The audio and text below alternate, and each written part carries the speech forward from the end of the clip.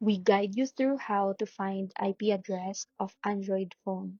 So the first thing you need to do is to unlock your phone and go straight to settings, then scroll down and tap on network and internet or connections depending on your device.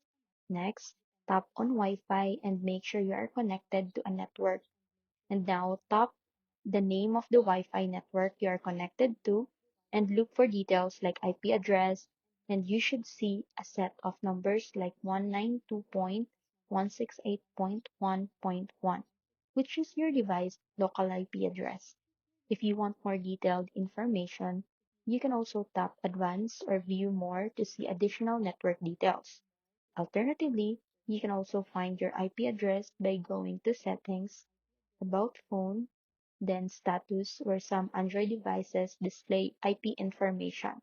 Keep in mind, this shows your local IP address used within your network, not your public IP address.